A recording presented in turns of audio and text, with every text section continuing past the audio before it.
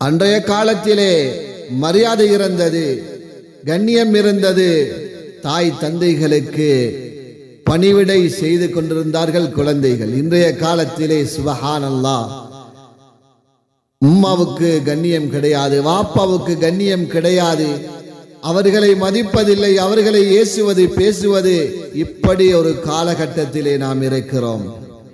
எப்படிதான் காலங்கள் விரண்டோடினாலும் உம்மா வாப்பாட கண்ணியத்தை இழக்க எந்த குழந்தைகளுக்கும் அதிகாரம் அல்லாஹ் கொடுக்கவில்லை. அதனால் உம்மாவுடைய சந்தோஷத்தோடு அல்லாஹ் உலகத்திலே அந்த வாழ்க்கையை சந்தோஷமாக்கி வைப்பான். வாப்பாவுடைய சந்தோஷத்தோடு பிள்ளைகளுடைய சந்தோஷம் இருக்கிறது என்பதை பிள்ளைகள் மறந்து விட்டார்கள்.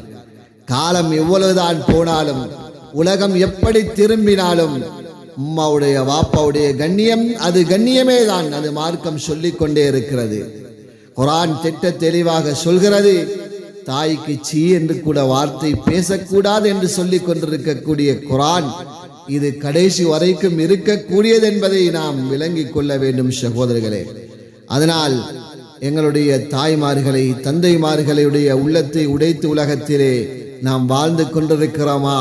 உலகத்திலே நிம்மதியை நாம் காண மாட்டோம், உலகத்திலே சந்தோஷத்தை காண மாட்டோம். நமது பிள்ளைகளாக இருந்தாலும் நமது பிள்ளைகள் எங்களுக்கு சந்தோஷத்தை தராது, மாற்றமாக கவலையைத்தான் எங்களுக்கு சுமந்து தரும் என்பதில் சந்தேகம் இல்லை. அதனால் நமது தாய் தந்தைகளுடைய அன்போடு நாம் இருக்க வேண்டும், ஆதரவோடு இருக்க வேண்டும். அவர்கள் எங்களுக்கு துஆ செய்யும் அளவுக்கு நாம் அவர்களோடு நடந்து கொள்ள வேண்டும். அப்படி நடந்து கொண்டால் அல்லாஹ் இந்த உலகத்துடைய வாழ்க்கையும் ஆகிரத்துடைய வாழ்க்கையும் செழிப்பாக்குவான் சகோதரர்களே.